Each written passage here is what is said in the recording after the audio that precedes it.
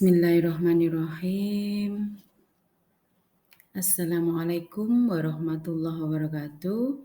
Jumpa lagi dengan saya untuk belajar materi prakarya dan kewirausahaan.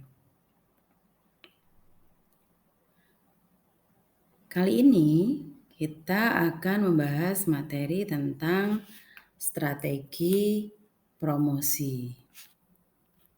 Promosi sangat penting dilakukan oleh seorang wirausaha, entah itu wirausaha skala kecil maupun wirausaha skala besar. Meskipun promosi merupakan hal penting dalam penjualan, namun masih banyak wirausaha yang menganggap enteng promosi atau bahkan terlalu yakin dengan bisnisnya sehingga merasa tidak perlu menjalankan promosi. Dalam kegiatan usaha, pasti kita memerlukan promosi. Promosi bisa berupa iklan, brosur, flyer, dan lain-lain yang dilakukan oleh seorang wirausaha dalam menjalankan usahanya. Sebelum mulai belajar mengenai strategi promosi, marilah kita pelajari lebih dahulu mengenai pengertian strategi promosi. Strategi sendiri berarti suatu pendekatan secara keseluruhan yang berkaitan dengan pelaksanaan gagasan, perencanaan, dan eksekusi sebuah aktivitas dalam kurun waktu. Sedangkan promosi berarti segala bentuk komunikasi yang digunakan untuk menginformasikan, to inform, membujuk, to persuade, atau mengingatkan orang-orang tentang produk yang dihasilkan individu ataupun rumah tangga dalam bentuk komunikasi. Jika kita simpulkan, strategi promosi adalah kegiatan yang terdiri dari pelaksanaan gagasan, perencanaan dalam bentuk komunikasi yang digunakan untuk menginformasikan, to inform, membujuk, to persuade, atau mengingatkan orang-orang tentang produk yang dihasilkan organisasi, individu, ataupun rumah tangga. Adapun manfaat dari promosi adalah yang pertama, promosi dapat meningkatkan kesadaran merek. Hal ini bisa dilakukan dengan menyebarkan informasi tentang produk, maka akan membantu banyak orang untuk mengetahui lebih banyak tentang produk kita dan cara melakukan pembelian. Yang kedua, identifikasi segmen. Bila strategi promosi yang dibuat secara terstruktur, maka akan membantu kita untuk mengidentifikasi segmen konsumen yang berbeda di pasar dan menawarkan produk kepada mereka. Yang ketiga, manfaat promosi adalah meningkatkan loyalitas. Untuk meningkatkan loyalitas pelanggan bukan hanya sekedar menyediakan produk atau jasa layanan yang berkualitas. Wirausaha harus melakukan promosi kepada pelanggan agar meningkatkan loyalitas pelanggan untuk tetap memilih. Strategi promosi yang paling sering digunakan dalam hal ini adalah dengan memberikan hadiah kepada orang-orang yang dapat mempromosikan produk kita. Contohnya, memberikan hadiah untuk orang-orang yang mau mengajak temannya, saudaranya untuk membeli produk kita, kita bisa berikan diskon, berikan bonus, seperti itu. Yang keempat, manfaat dari promosi adalah meningkatkan reputasi positif produk. Tujuan dari semua usaha adalah menciptakan reputasi produk yang kuat dan menonjol dari pesaing. Salah satu cara untuk meningkatkan reputasi produk ini adalah dengan cara melakukan promosi, sehingga dapat meningkatkan citra positif dari merek yang kita buat. Yang kelima, manfaatnya adalah menjaga perputaran persediaan barang. Manfaat promosi di sini adalah untuk menjaga perputaran persediaan barang dan juga mendapatkan uang dari inventaris yang akan kadaluarsa. Tentunya hal ini dapat mengurangi kerugian karena harus membuang barang-barang yang sudah tidak layak lagi untuk dijual. Dengan menjaga persediaan barang tetap up to date akan memotivasi pelanggan untuk tetap setia kembali untuk membeli produk yang kita buat. Ada 5 jenis kegiatan promosi yang disampaikan oleh Kotler, yaitu yang pertama periklanan atau advertising, yaitu bentuk promosi non-personal dengan menggunakan berbagai media yang ditujukan untuk merangsang pembeli. Yang kedua, penjualan tatap muka atau personal selling, yaitu bentuk promosi secara personal dengan presentasi lisan dalam suatu percakapan dengan calon pembeli yang ditujukan juga untuk merangsang pembelian. Yang ketiga, publisitas atau publicity, yaitu suatu bentuk promosi non-personal mengenai pelayanan atau kesatuan usaha tertentu dengan jalan mengulas informasi atau berita tentang suatu produk, biasanya yang bersifat ilmiah. Yang keempat adalah promosi penjualan atau sales promotion, yaitu suatu bentuk promosi di luar dari ketiga bentuk yang sudah disebutkan di awal, yang juga ditujukan untuk merangsang pembelian. Yang kelima adalah pemasaran langsung atau direct marketing, yaitu suatu bentuk penjualan perorangan secara langsung ditujukan untuk mempengaruhi pembelian konsumen. Rochester dan Percy mengklasifikasikan tujuan promosi sebagai efek dari komunikasi, yaitu antara lain kategori need yang merupakan menumbuhkan persepsi pelanggan terhadap suatu kebutuhan. Yang kedua, brand awareness, yaitu memperkenalkan dan memberikan pemahaman tentang suatu produk kepada konsumen. Yang ketiga, brand attitude adalah mendorong pemilihan terhadap suatu produk. Yang keempat, brand purchase intention, yaitu membujuk pelanggan untuk membeli suatu produk. Yang kelima, purchase facilitation adalah mengimbangi kelemahan unsur bauran pemasaran lain. Yang keenam, positioning adalah menanamkan citra produk dan perusahaan pada konsumen. Promosi dengan menggunakan media digital, jika diterapkan secara efektif bersama dengan promosi secara tradisional, dapat menjadi kombinasi yang sangat kuat. Walaupun seringkali dikatakan bahwa internet membuat konsumen memegang kendali lebih dari pola sebelumnya. Namun, penting juga untuk diingat bahwa internet juga menghasilkan seperangkat alat, teknik, dan taktik yang memungkinkan wirausaha untuk menjangkau dan terlibat dengan konsumen. Strategi promosi yang dapat menjadi pilihan di era saat ini adalah yang pertama, membuat website atau toko online. Yang kedua, menggunakan sosial media. Ketiga, membuat channel YouTube. Yang keempat, bisa menggunakan sarana iklan gratis. Yang kelima, bisa juga memanfaatkan ojek online. Oke, selanjutnya kita akan jelaskan satu persatu. Membuat website atau toko online sepertinya menjadi sebuah keharusan untuk mempromosikan usaha di era digital seperti sekarang. Memiliki website ibarat memiliki sebuah toko atau tempat bisnis tanpa harus mengeluarkan banyak biaya untuk menyewa dan memikirkan lokasi yang strategis. Jika kita tidak memiliki kemampuan dalam membuat website ataupun tidak dapat membeli domain website yang berbayar, kita dapat memanfaatkan blog gratis sebagai langkah alternatif yang sangat cocok dilakukan oleh bisnis yang minim budget.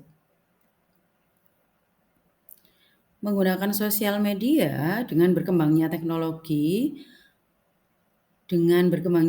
komunikasi secara global, sosial media merupakan salah satu alat komunikasi yang strategi untuk promosi yang perlu dimiliki oleh pengusaha maupun calon pengusaha. Hal ini diperlukan untuk menjembatani antara pelaku bisnis dan pembeli atau calon pembeli agar terjalin komunikasi dengan mudah, cepat, dan efisien. Kita dapat menggunakan sosial media seperti Instagram, Twitter, hingga Facebook yang kini sudah menjadi room untuk jual beli atau biasa kita kenal dengan istilah marketplace. Membuat channel YouTube juga salah satu alternatif yang menjadi strategi promosi yang dapat kita lakukan di era saat ini. Dengan menggunakan video YouTube atau blog, membuat tampilan promosi dengan menggunakan video yang dirasa sangat efektif dan memiliki dampak yang signifikan. Dan tentunya dalam platform YouTube ini, kita tidak memerlukan biaya dalam membuat akun. Melalui video usaha, dapat lebih detail ditampilkan, mulai dari keterangan produk yang biasa disampaikan melalui brosur maupun bentuk dalam review produk tersebut. Menggunakan sarana iklan gratis. Media internet yang begitu luas dan tanpa batas menawarkan berbagai kemudahan bagi kita dalam menemukan sarana beriklan gratis. Sudah banyak situs-situs yang menawarkan iklan gratis, tentunya dengan timbal balik yang jelas dan pantas. Biasanya anggota situs tersebut diminta untuk mendaftarkan produknya dan menulis penawaran produk atau jasa tanpa harus mengeluarkan biaya sedikit pun. Strategi promosi selanjutnya memanfaatkan ojek online. Dengan berkembangnya teknologi transportasi di Indonesia seperti ojek online yang kian menjamur, pilihan promosi menggunakan ojek online ini juga dapat dijadikan pilihan dalam memasarkan produk. Bagaimana caranya? Kalian dapat menggunakan ojek online advertising atau beriklan melalui driver ojek. Tentunya kalian sering melihat stiker pada mobil driver ojek online ataupun pengendara ojek motor yang menggunakan papan iklan di belakang kendaraannya. Kenapa media ini dianggap efektif? Media ini dianggap efektif khususnya di kota-kota besar dengan tingkat kemacetan yang tinggi.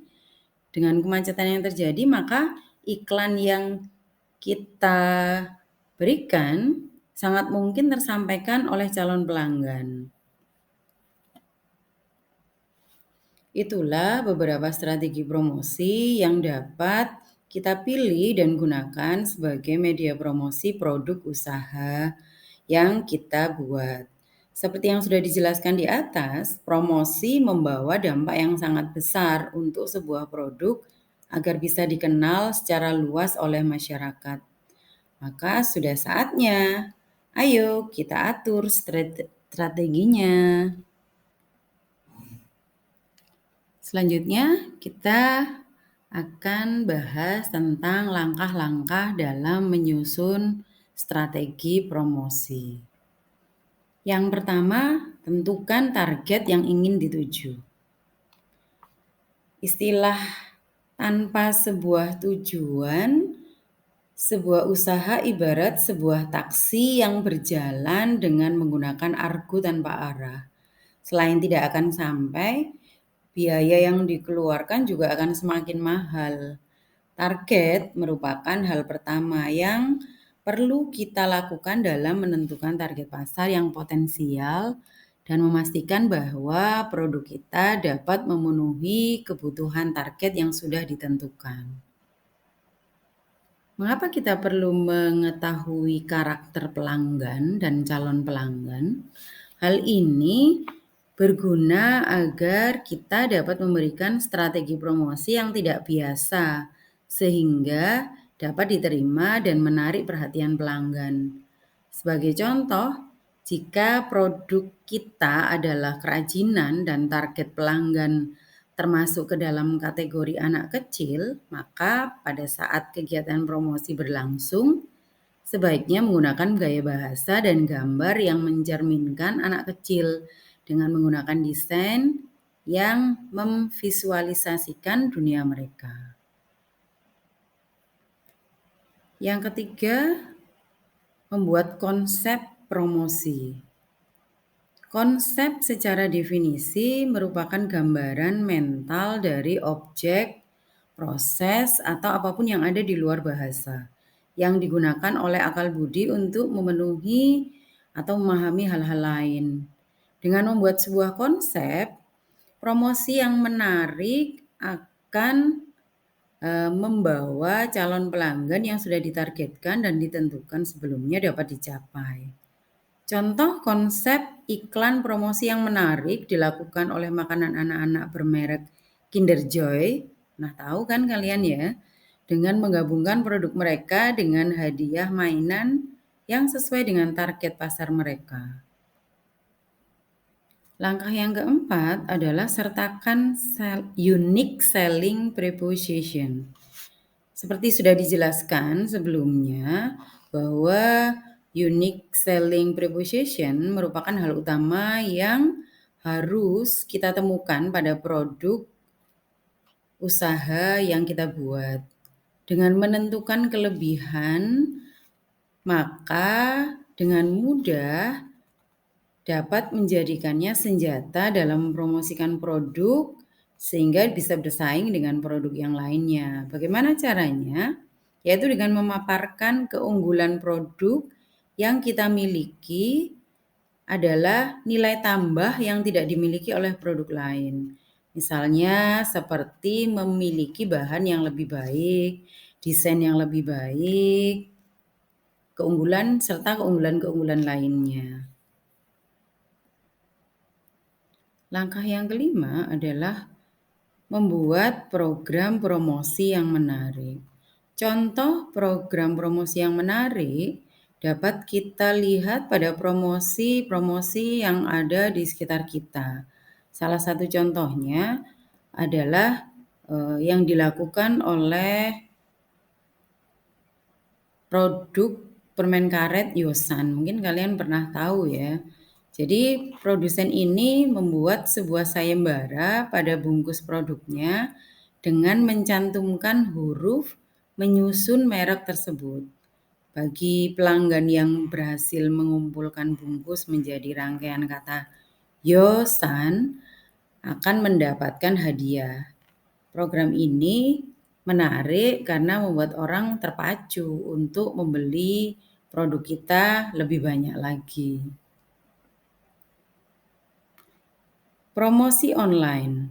Kita dapat memulai mempromosikan produk secara online dan digital seperti yang sudah dijelaskan sebelumnya. Promosi offline juga tetap perlu kita lakukan meskipun kita sudah melakukan promosi usaha secara online. Biasanya promosi offline ini juga sangat efektif. Biasanya dengan cara konvensional, yaitu dengan cara menyebarkan brosur, iklan koran, dan media cetak, atau jika punya modal lebih, kita juga bisa beriklan di papan reklame. Free sample atau contoh gratis. Ini banyak pengusaha yang menggunakan cara-cara seperti ini. Jadi memberikan secara cuma-cuma produk kepada konsumen agar lebih dikenal kemudian mereka akan lebih banyak dikenal.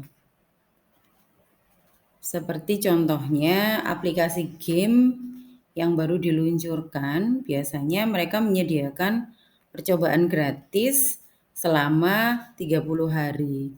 Selanjutnya akan berbayar, jadi membuat orang ketagihan.